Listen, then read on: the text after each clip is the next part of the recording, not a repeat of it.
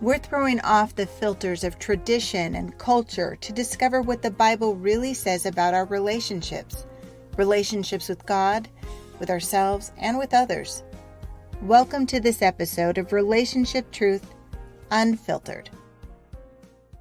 Welcome. I'm Julie Sedenko here with a very special Staying Well guest. When I say staying well, I'm referring to Leslie Vernick's teaching of stay well or leave well.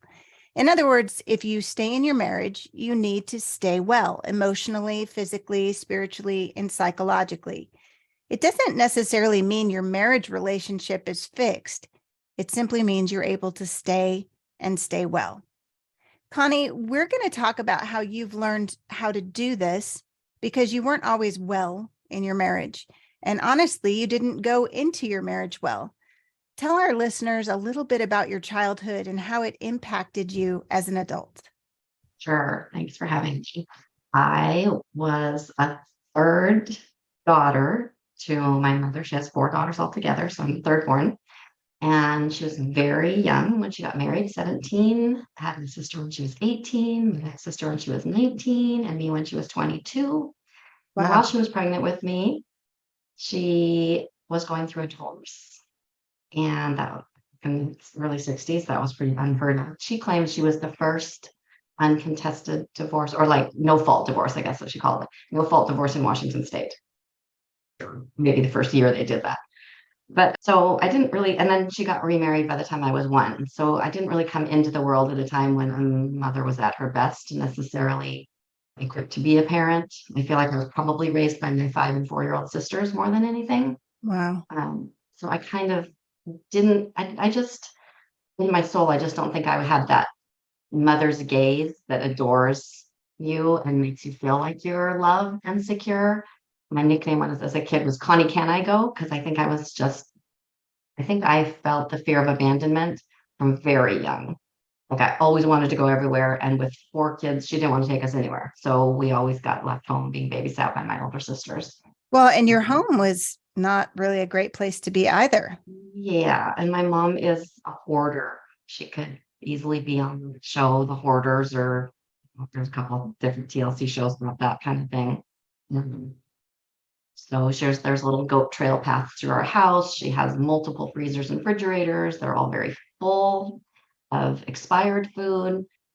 She has a 2-car garage that's all food. But as kids, we weren't allowed to touch any of it. So I think of my childhood as being hungry, cold, scared all the time. Didn't you say there were even fleas?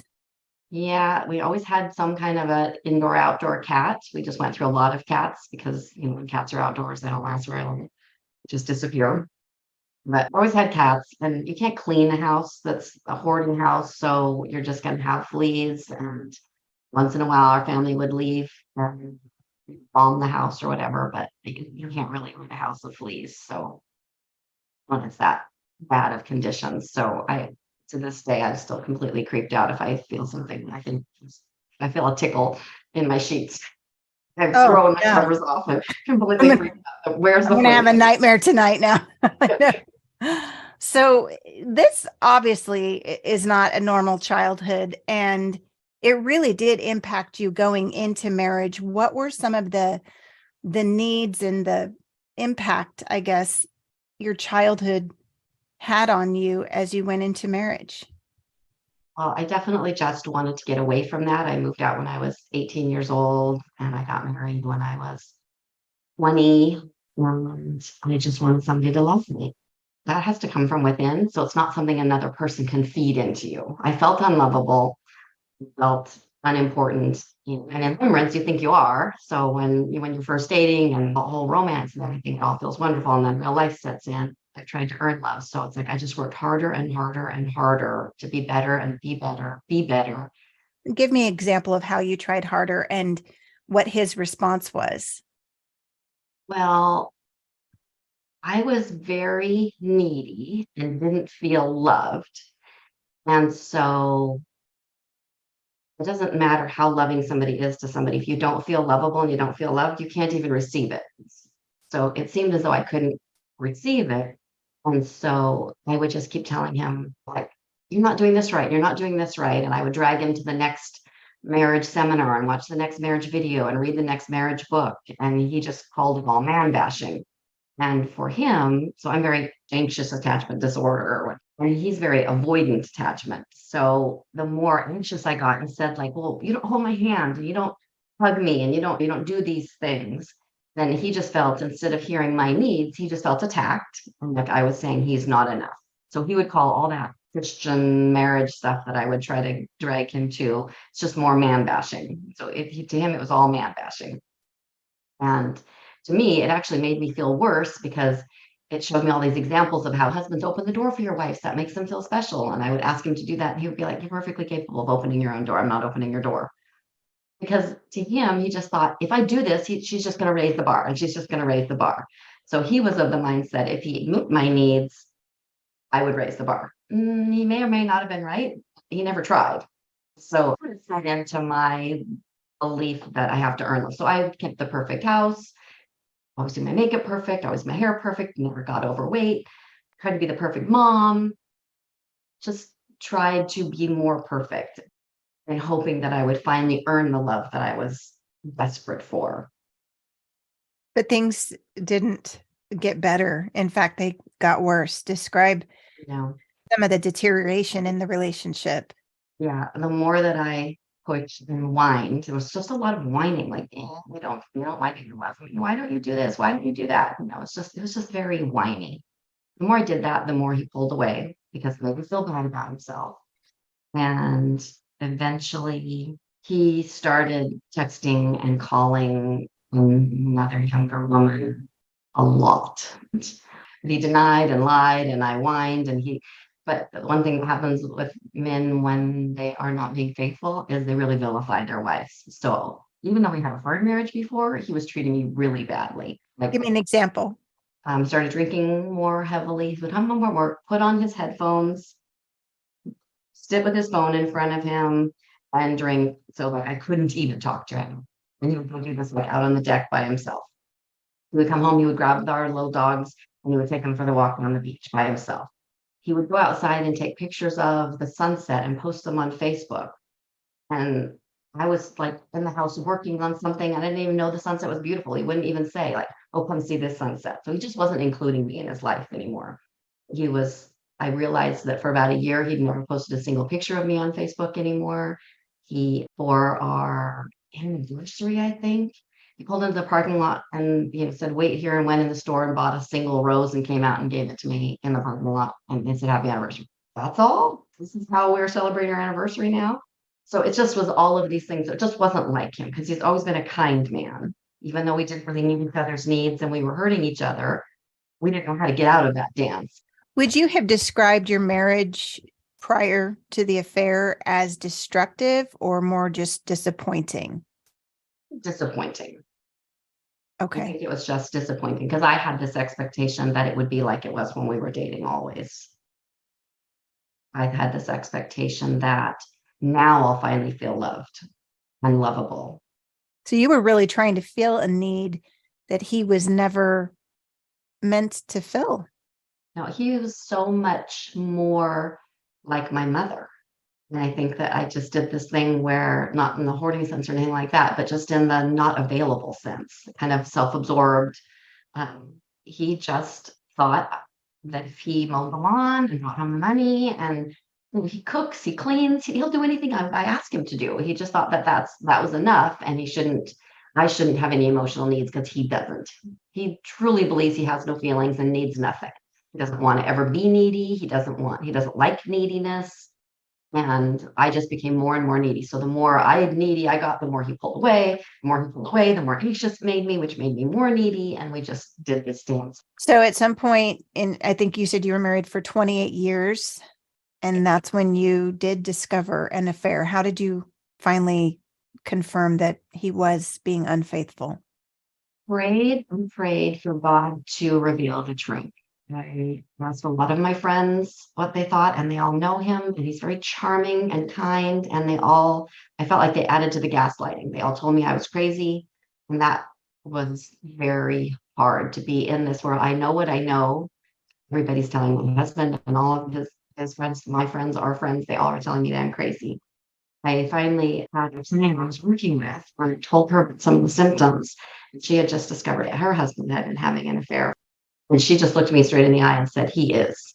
You pray and I will pray and you will discover this. And she just knew that the signs were there. And there was, without knowing his charm, she could tell that I was telling the truth. So I prayed. And then one day I just happened to, in my constantly trying to please him and constantly trying to be better and constantly trying to be like, what am I doing wrong? Why are you stonewalling me?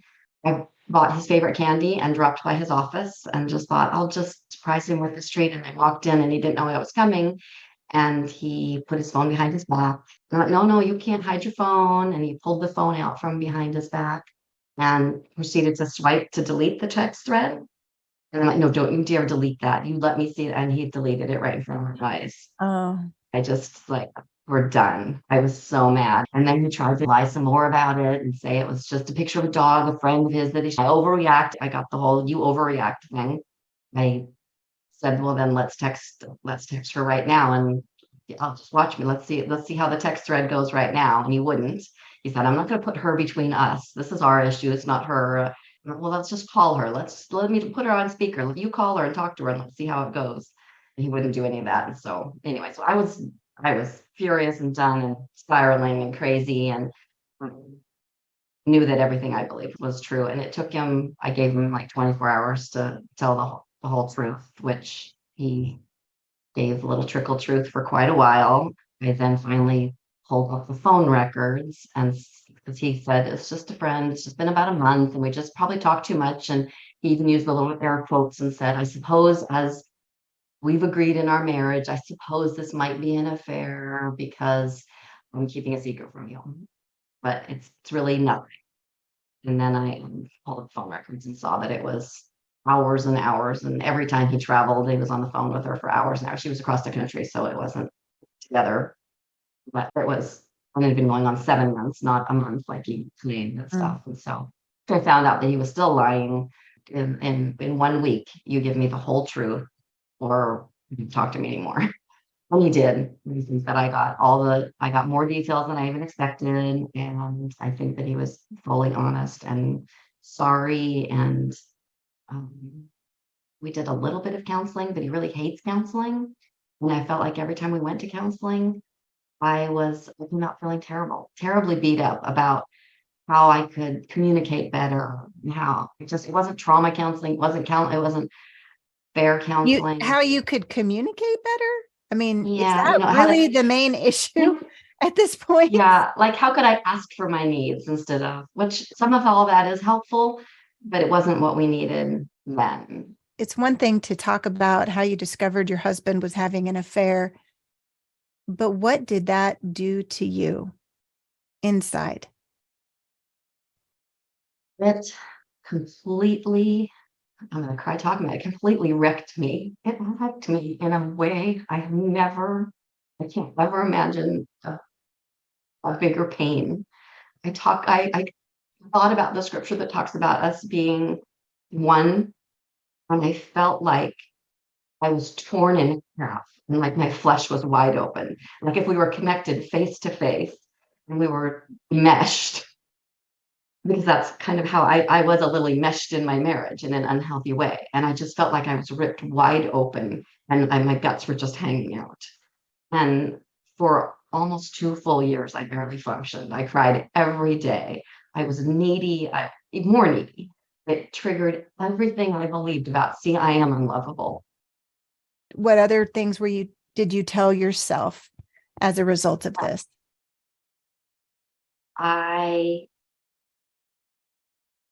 completely owned more of the fault of it than I even allowed him to own. It's my fault that I'm not good enough. I'm too much. I've pecked you to death like a duck by begging you to be more, to be better, to care. I went into complete fight, flight, freeze, and fawn mode. I did all of them all at the same time. I was trying to be kinder to him than I'd ever been. I was screaming at him. I was surrounded myself with, like, I just covered all the walls of my room with with scripture verses and who I am in Christ, and just tried to I tried to do, and I worked so hard. I just 24/7, I was reading or watching videos, or like, I just was completely consumed with trying to fix my marriage. And all he could say to all of that was, we just need to catch our breath.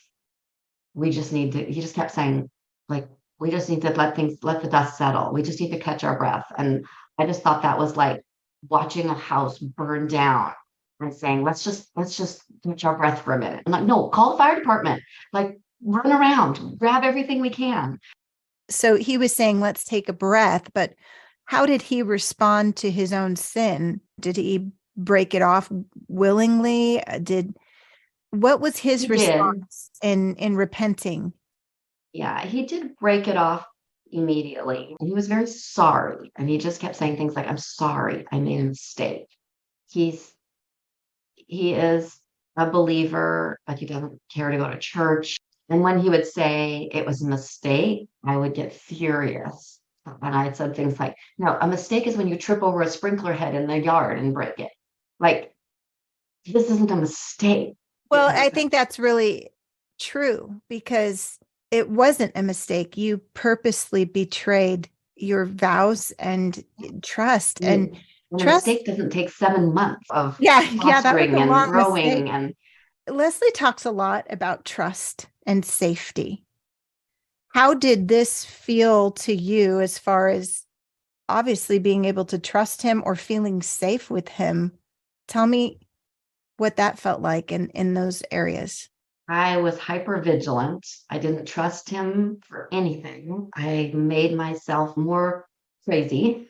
I made myself more anxious, and the word crazy is not very nice, but that's how I just describe all those feelings, by checking his email constantly, by checking his text messages constantly, by searching his truck, I was super vigilant, and that kind of made me crazy.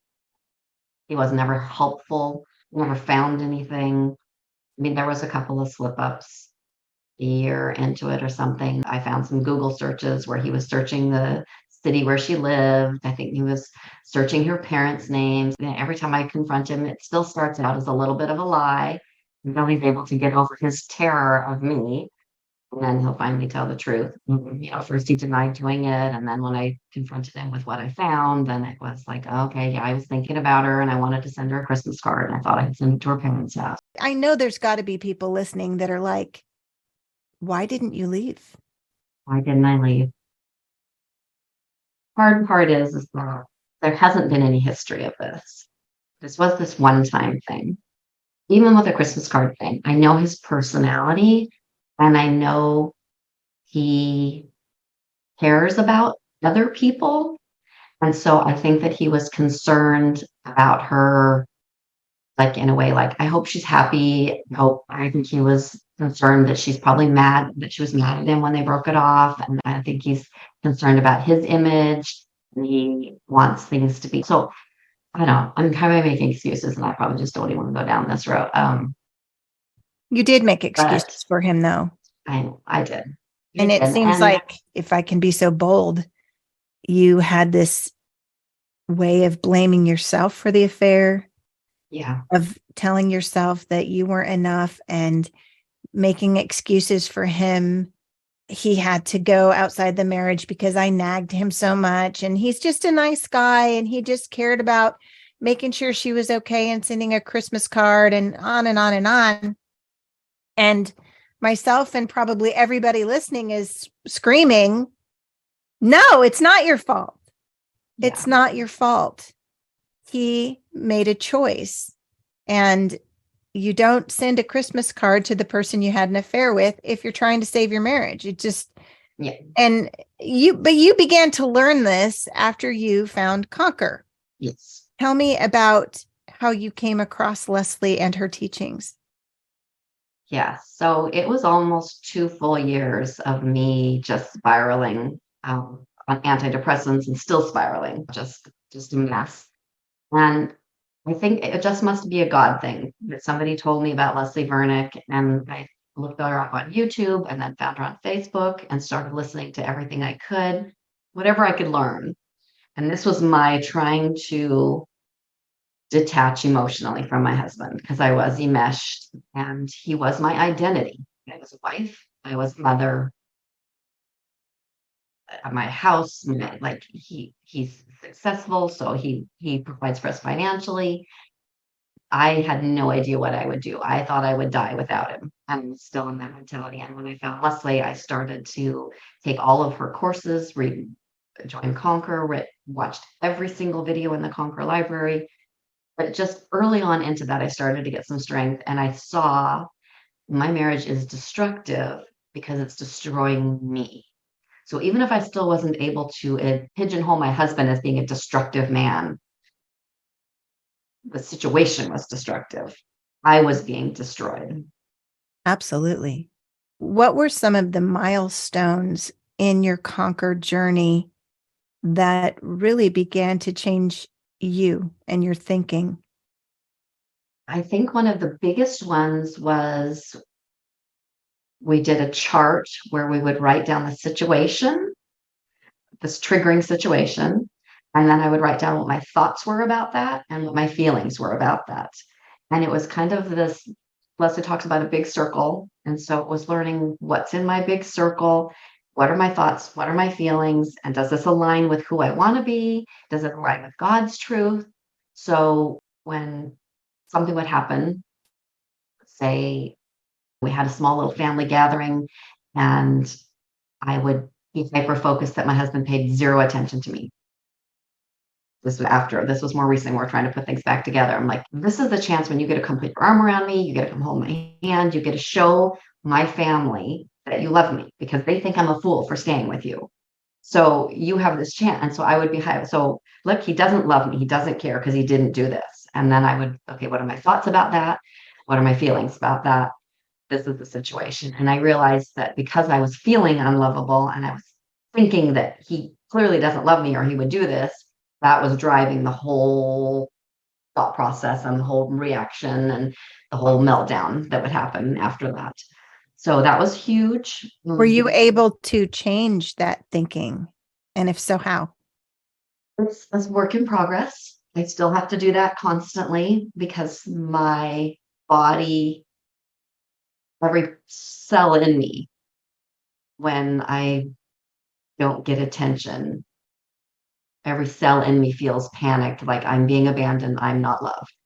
And I have to talk my body down and be like, look around the room of the people who do care about you and stop focusing on the one who's trying to be charming and entertain the whole party. And focus on the daughter who adores me and gives me all of the love I could use and want. And instead, I'm focused on the one place that I can't get the love. I'm like trying to get blood out of a turnip from this one area where it's not possible, instead of appreciating the love that's right there in front of me. So it took a while of being in Conquer. The big circle stuff, learn who do I want to be? How do I want to show up? There was the what are my thoughts and feelings? Somewhere in there, I realized that this is destructive. I'm not healing. And he's not changing. And he doesn't want to go to counseling. He doesn't want to read a book. He doesn't want to get any help. He just wants to let the dust settle. Well, it's been 2 years of dust settling, and I'm not settling. So because of all of I learned in Conquer and this core strength class, and I decided that it was time for separation.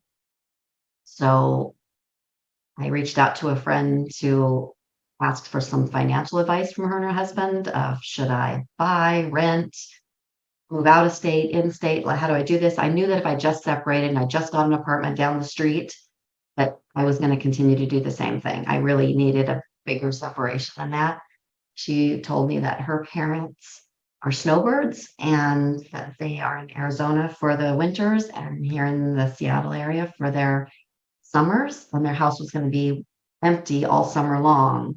And I was able to stay there for free all by That's myself. incredible. So how long were you separated for, and did that help? It was so helpful. It was 5 months total, ended up being, and we needed every minute of that. I was separating because I was done and I knew that I needed to figure out, can I live on my own? Do I want to live in Washington or Arizona? Will I survive? Because I thought I would die. I wasn't married. And I spent that entire 5 months completely pouring myself into. That's when we actually watched every single video in the Concord Library, and there's almost 200 of them. There's a lot. There's a lot of videos. It's about like 20 minutes a piece. And I would go for a 3-mile walk every morning, and I would listen to 2 or 3 of them on my walk. And we just learned so much and got so strong. And my husband would still try to call me almost every day, and we would talk, and I would usually end up in tears because it was just more of the same. It didn't ever feel like intimacy. It was just talking about the weather. And I'm like, I don't need to be talking about the weather with you. It's just not important to me. And we did some work on love languages, and we finally was able to get him to understand that calling me every day was actually more of acts of service than it was quality time or words of encouragement or some of the things that mattered to me, because he was calling me while he was making dinner and taking care of the dogs. And he was like, I couldn't even look at the video when he would FaceTime me because he was all over the place and it would make me dizzy. So he wasn't actually present. And He was didn't ever want checking to a talk about it. box. He was just checking a box. So it was another act of service to him. And like, it's not, your acts of service fall short, they fall flat, because that's not my love language. I don't care. But in that time, I realized I wouldn't die. I realized I kind of liked living alone. I went off of antidepressants and I was perfectly happy. I was calm. My little Apple Watch thing showed my heart rate was down. I was just in such a good place. So I did a better job of deciding to work on my relationship with the Lord and really believe that God says I am lovable because he created me. And to really start to learn to believe, and this will be a lifelong process too, that I can't earn love, and that I am broken and a sinner and fallen and still lovable. Because I just kept thinking if I could be perfect, then I would get the love I needed. And I've had to find that balance of grace and to just be instead of be better. And some people will like me and some people won't. And I will be annoying to some people, and some people will find me endearing. And I actually have lost a couple of friends since being in Concord because Really? I am just realizing I can't keep trying to earn their love and approval. I have to just be who I am. And that's not everybody's cup of tea. I like to go deep. Some people don't. I can be critical because I'm a perfectionist. And so that's a struggle for me. And so then during that 5 months, what my husband got to experience was what it was like to be single, because I think that a man in his late 50s probably can, in his brain, a worked up idea of that my life would be so much more fun if I didn't have a wife. He got to find out that he was bored and discontent, same as he was when he was married, when we were together, bored and discontent. And where I got to figure out that my feeling unlovable wasn't his fault, he got to find out that being bored and discontent wasn't my fault. And he got to experience that he didn't really like being alone. And he got to see that I had needs. I wasn't needy. And I had certain expectations of what marriage would be and a relationship, and he could step up or he was going to lose me. And so even though it wasn't about changing him, it was just, you get to choose. If you want to do this, then it's not healthy for me, and I don't want to be married to you anymore. And I just said things like that instead of like, why can't you do this? Why can't you be better at this? And then I had to see where he was willing to make some compromises. Like, okay, so maybe when we're watching TV on the couch, I can sit next to you instead of at the other end of the room, because that's important to you. Even though it's not important to him, it's important to me to sit close to him. And I have to then also accept that this isn't his thing. And if he doesn't sit next to me, it doesn't mean he doesn't love me. Yeah, exactly. And it doesn't mean I'm not lovable. It means this is his thing. On his love language is physical touch. It's his number 5. I mean, like, that's the bottom. He couldn't care less about that. He likes to feel the hero. He likes to feel like he's taken care. But when it suddenly became about him, he didn't like it anymore. When now he was problem. He was the one causing my pain instead of rescuing me from the pain. And he didn't know how to handle that and never will because he doesn't want to go deep. I think a big part of staying well is accepting who they are and not continually wishing that they were somebody different. Learning to love the person that you married, not the person that you thought you married. Exactly. Yeah. And just knowing that this doesn't come natural to him. He doesn't particularly like it. And I can ask for it, and sometimes I'll get it, and sometimes I won't. And I have to just choose, like, how am I going to self-soothe when I don't get what I want? Because honestly, I still would like somebody to sit and gaze into my eyes 24/7 and just look into my soul and talk to me and ask me my thoughts on everything. But he's not God. He never will be. And I think my whole marriage, I probably had Christian friends say something about like, "Make your husband your idol." And I never could really understand that. But I think it was when Leslie talked about, do you need him with a capital N?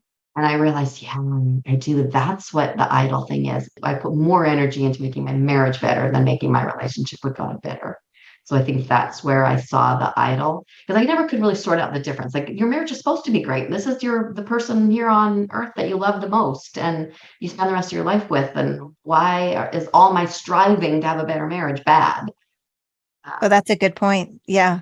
But because it can be destructive to you. And because when you need it, like she says, capital NEED, as though you're going to die without it, you have no control. You have absolutely zero control whether he responds or not. And so you cannot be okay because you need it too much. You need him to change too much. Exactly. I know you've been back together now since September. What caused you to say, okay, let's move back in together? I would say for those 2 years, he was, before we were separated, I kept saying he was indifferent. And the indifference didn't come like, I don't care about you. It came in like, let's just let the dust settle. Doing anything to change our dynamics wasn't important to him. He just was somehow thought it was just going to happen.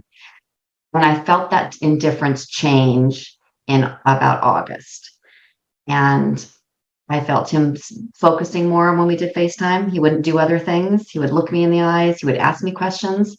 If I started to get quiet in a conversation, he did something that he still does to this day, and it still blows me away.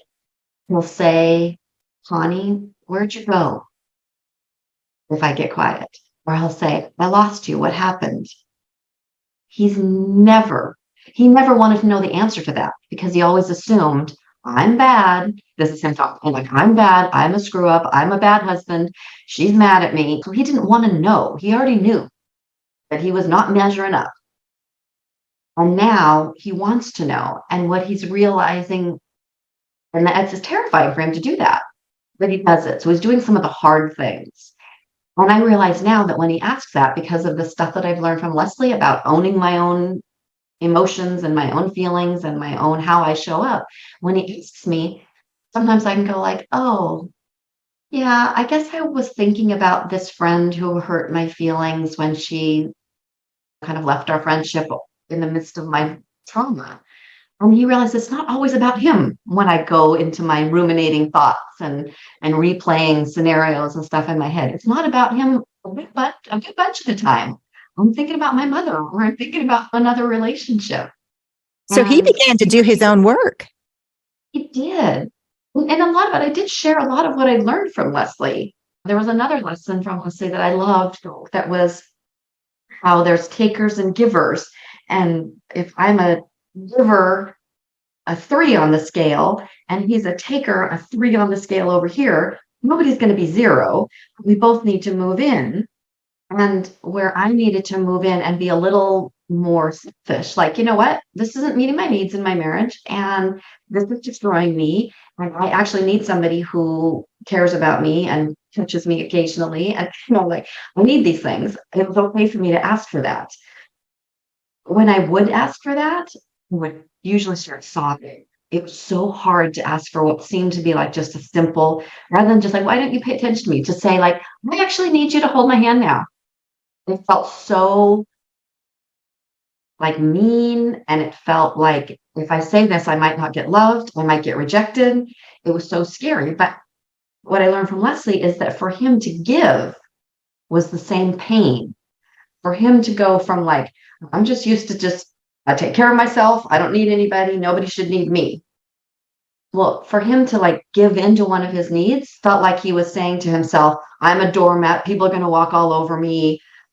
So it was just as painful for him to move in a little bit. And I shared that example with him. And I think that when I learned something and I was able to share it with him in a way that wasn't attacking, but like, okay, I learned this. Does this resonate with you? And he could learn it too. And he had understanding for me asking for what I needed. And I had understanding for him, how hard it was for him to give a little bit too. So how was Conquer and what you learned in Conquer different from the marriage counseling that you had tried so many times? I think that big circle thing in Conquer of learning, like, who do I want to be and how do I want to show up? What do I value? What's important to me? And quickly in my big circle, the number one thing is honesty and integrity. Describe the big circle teaching for our listeners, just briefly. So in my big circle, I'm probably not going to describe it as good as you could, but I put things in there, the virtues and the values that make me who I am and how I want to be. So things in my big circle are things like honesty, integrity, kindness, appreciation of beauty.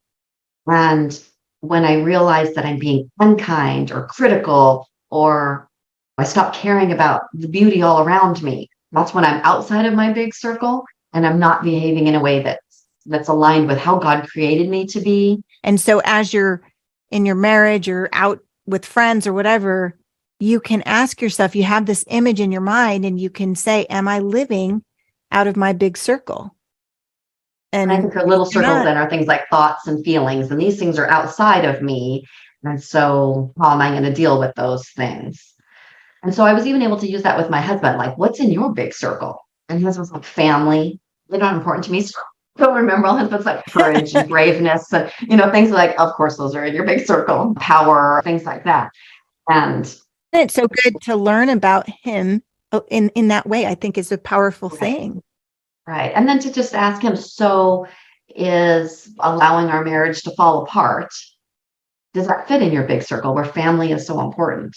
Because it will change our family. We will have to share we have just a 6-month-old granddaughter right now. We'll have to take turns seeing her. We won't get to see her together. We'll have to take turns for holidays and stuff like that. It's like, so if family's so important, act like you it. need to invest in that. Yeah. You need to invest in it. Yeah. So he changed where he asks me now, how am I doing? And then he also then said in August, he says, what do you think about going on vacation with me for like, let's go on vacation somewhere and do a reset. And that I told you was Connie, Can I Go was my nickname as a child. Like to be invited meant so much. And I just felt this shift in him where for 2 years, I felt like he was turned away from me. Well, it was 2 years plus the infidelity. So it was over 3 years. Then I felt like he was turned away from me in his own self-soothing, in his own threats about his life, about his own midlife crisis. And I felt this shift in him. I felt him turn towards me. And it was somewhat because he was seeing that I was no longer being so needy. I had needs. I wasn't blaming him for everything. I was owning my own stuff. I was saying what I would accept and not accept, rather than just whining for wanting more. It's like, this is okay with me and this is not. This is a deal breaker. So I just kind of grew in maturity. I'm going to be 59 years old next month. And I feel like at 58 years old, I became an adult. Isn't that incredible? Conquer. That's incredible. But you asked me about how it was different than the counseling. Yeah. And I think it's because I've been to a lot of counselors in my life because of the trauma from my childhood and because of my unhappy marriage. I was just unhappy so many times. I've been on and off of antidepressants because I just felt unloved, and that's depressing. And so I've been on, and I feel like the counselors I've had have always worked on, where does this come from? So a lot of looking back, and I've analyzed to death. And so I completely understand why I'm the way I am. But I just don't think that ever gave me the tools of, now, what are you going to do with that? Yes. How are you going to show up? And then the marriage counseling that we did together I think I drug him to marriage counseling 2 or 3 times. And it would become like a battle over some trivial thing. Like I laugh. The joke is I drug him to marriage counseling 3 different times to talk about laundry. Like that's ridiculous. But that's a big deal. You know what it is for me though? I love to do laundry and I want to do the laundry. And my husband continues to throw a load in and throw off my schedule. And I want him to just knock it off. Just let me have laundry. What do you mean you want to do laundry? Yeah, it's just slap in the face. It's like your clothes are washed, dried, folded, and ironed, and put away all on the same day every single week. I've been trying to earn love my whole life. So laundry is part of earning love. I just Girl, thought, I will love you like nobody's business if you want to come over here and do some laundry and ironing. I know, and that's so funny, but he doesn't want to be needy. He doesn't want to be controlled. So where I would just say, like, don't do your laundry. If you need a load of laundry done because like something needs to be washed by tomorrow or whatever, ask me to do it. He refused to do that and still won't. And so I don't do his laundry anymore. That's just one of the agreements, actually, since the affair. You know what? I don't do your laundry. I'm not touching your laundry. I'm just doing my own. And it's still hard for me. I don't have enough for a load now. Like I like my systems and I like control and I like all of us women. I like doing it perfect. I don't like it when I open up the dryer and his clothes are cold and sitting in there and all wrinkled. I pull things out while they're still warm. I like folding warm clothes. The heat, the structure, the perfectionism of it all, it just makes me happy. I mean, I can fold a fitted sheet like you can't even tell it's fitted. Oh, come on. It's just it's Nobody like, can do that. Something that I shine at. And That's I remember amazing. going to the couples counselor. The counselor was like, just be loved without doing anything. I'm like, I don't even know what that means.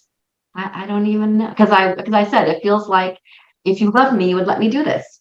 And that just is. So the couples counseling was just more about like communication, and I'm clearly a good communicator. I'm clearly good at saying what I want and need. I mean, yeah, I did it some sort of whiny, but it's not like he didn't know. He just didn't care. He didn't want to do it. Yes. Yes. I think sometimes that's the big reveal in marriage counseling is he can spit back everything you've told him, but does he care?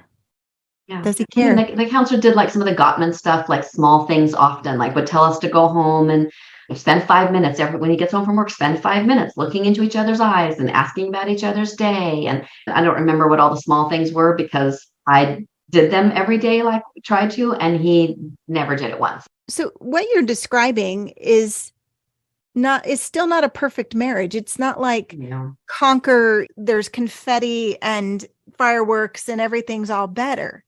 And yet, even though it's not perfect, you're staying and staying well. Talk about that. Well, part of what I learned in Conquer and in the relationships with other women in Conquer is that a lot of the women drawn to Conquer are drawn because they are in destructive, abusive marriages. And I think some of what I actually learned was it could be a lot worse. So there's a little bit of that where he's never controlled the money, he's never controlled what I wear, what I say, he's never done any kind of religious abuse, he's never yelled at me, he's never called me a name. He just stonewalls. And not in a way like even some of the stonewalling stories I've heard where they won't speak to them for days. Like, no, stonewalling is he goes and mows the lawn. Like this isn't the end of the world, stonewalling. He just doesn't, to me, when I want to be talked to, he doesn't. And now, like I said, almost because I am an emotional person and because I have a lot of triggers and because I will always be healing from this betrayal. Almost every day now, he has to ask me, where'd you go? What's going on? Are you okay? And he does. And that matters. It matters to know that I matter to him when I feel like I am. And he has taken to almost every day sending me a text message that just says something kind or something, I miss you today, or I don't know if he says I miss you. I probably read that into it because that's a needy term. I don't think he ever says I miss you, I need you, I want you, come do this. But he'll say something like, vacation we took together was my favorite. I really liked that. Or he'll say, I'm remembering that time that vacation we took. That was really good. Or this is my favorite picture of you. And he'll send me a picture that he has out on his phone of me. So he'll say something kind like that. And I don't really need a lot. I mean, I came from not being loved at all. So where maybe I'm just getting scraps, it fills my love tank. I feel tremendously loved by him now. And I'm doing less of being the lost puppy dog following him around. So he still spends way too much time watching TV and way too much time in the yard and the house projects. And he likes to be busy. Or when he's too tired to be busy, then he just checks out with TV. Where I used to follow him around the yard trying to help. And every time I'd start digging the same weeds he's digging, all of a sudden he'd get up and leave and go somewhere else to work. And I'd find myself sad and lonely and alone. And then he watches TV and I would sit next to him. So I would watch news that stresses me out, football that I don't even care about. And I was getting his needs met for the side-by-side stuff. But I was feeling lonely and sad. And now when he turns on the TV, I go grab a jigsaw puzzle. And I'm like, I love doing puzzles. And I do puzzles. And now sometimes he wanders around the house, like hangs around me doing a puzzle, like wondering how much longer are you going to do this puzzle? But actually, he sometimes doesn't get his needs met now. And actually chases me a little bit in his way. So because you lost that capital N of the NEED. You don't require him, you don't need him to be okay. Right. And I'll ask him lots of stuff like about his needs too. Like, am I giving you enough words of encouragement? Am I giving you, like the acts of service, obviously. Can't clean the house enough and he won't come home and grab a vacuum cleaner and vacuum right after me or something. Like he likes doing stuff. So I don't know that my acts of service, I think he appreciates it, but I'm going to invite you to so it fills his love tank. So I think really all he needs is words of affirmation. And I ask him all the time, am I giving you enough words of affirmation? He says, Connie, you always do. So I think that it's less about my words of affirmation. And now that I'm not telling him what he's doing wrong, in addition, now my words of affirmation are landing. And now he's feeling closer to me because he's appreciating my words of affirmation because they're not followed by, but I'm not getting my needs met. If you could say one thing to our listener who is struggling in her marriage, is scared, lost, angry, frustrated, and even hopeless, what would you want to say to her? I want to give her a big hug, but I would want to have a lot of empathy, a lot of understanding that when you're experiencing this and you're thinking this, and these are your thoughts, and this is your history, that it's normal to feel that way. So there will be a lot of that. Like, I understand. Sometimes you just can't tell somebody. Nobody could have told me that time was going to heal some of this. And for all of my husbands let the dust settle, in some ways, he was kind of right. Like when I was in fight or flight mode, it wasn't going to get better. Like I did need to step out of it and step away from it to be able to heal myself, to allow God to heal me, to allow Leslie's teaching to heal me, to get better. Because when it was in my face 24/7, I couldn't heal. So I guess my advice would be to take the time for yourself. Take yourself out of it as much as you can, whether that means just physically, emotionally, having your prayer closet, whatever it is, where you can get away and focus on what is God teaching me out of this? What is mine to own? What is out of my control? Take that time to give yourself that love and compassion that it's right there for your grasp. It is. And Connie, I'm just blown away by your story when you think about your childhood and where you came from and where you could be so much worse. And I think that in many, many ways, your story is one of hope and success. And I hope that you receive that. And I appreciate you sharing it with us today. Thank you so much. Thank you for listening to Relationship Truth Unfiltered. If you need clarity on whether your marriage is difficult, disappointing, or destructive, go to leslievernick.com/start for Leslie's free quick start guide. It's totally private and will help you get clear on your next step. Again, that's leslievernick.com/start. Until next time, may God bless your relationships with Him, with yourself, and with others.